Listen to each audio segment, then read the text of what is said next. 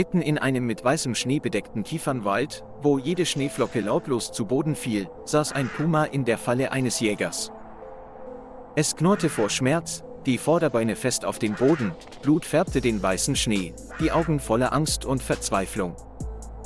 Zum Glück entdeckte eine Gruppe von Menschen das Unglück und leitete sofort eine Rettungsaktion ein. Die 3 Männer benutzten spezielle Handschuhe, Besen und lange Stöcke, um das um die Beine des Pumas gewickelte Seil festzuhalten, sein Maul und seinen Kopf zu fixieren, damit er nicht gebissen werden konnte, und um seine Beine aus der Falle zu befreien.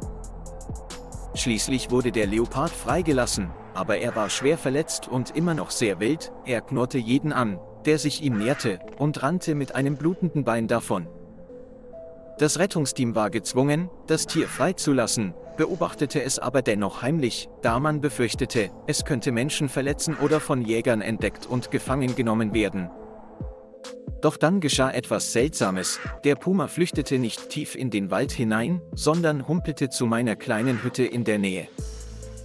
Dort lebte ich friedlich mit einer kleinen getigerten Katze, und als der Puma auf der Veranda auftauchte, erschraken sowohl mein Kätzchen als auch ich. Die getigerte Katze fletschte die Zähne und miaute erschrocken, aber ich konnte nur schweigend zusehen. Doch der Puma griff nicht an, er saß einfach nur da und starrte mit müden Augen auf das Haus. Obwohl ich immer noch Angst hatte, konnte ich es nicht mehr ertragen, den Regen auf seinem Rücken zu sehen und die Wunde noch bluten zu sehen, also stellte ich heimlich etwas zu essen vor die Tür. In den folgenden Tagen stellte ich heimlich Futter und Wasser für den Löwen vor dem Haus bereit. Noch seltsamer ist, dass der Puma selbst nach der Heilung der Wunde weiterhin in der Nähe meines Hauses blieb und nicht weggehen wollte. Eines Tages saß ich am Kamin, als ich ein Geräusch hörte, der Puma sprang leise durchs Fenster, während ich nichts davon bemerkte. Es näherte sich dem Kamin, wo ich saß und die letzten Stücke Pastete aß. Ich zitterte am ganzen Körper, gab ihm aber trotzdem ein Stück Kuchen ab, das es gerade aß. Überraschenderweise fraß der Puma langsam und rieb dann vergnügt seinen Kopf an meiner Hand.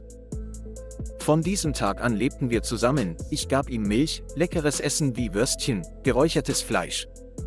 Es spielte mit Luftballons im Haus, sprang auf den Stuhl und wartete gehorsam darauf, dass ich es fütterte und sein Futter mit ihm teilte, und dann wurde der Puma zutraulich und blieb an meiner Seite. Jeden Tag folgte mir der Puma, wenn ich im Schnee spazieren ging, wie ein Begleiter. Er wurde zutraulich und hatte keine Angst mehr, wenn ich in den Wald ging oder mit Fremden in Kontakt kam.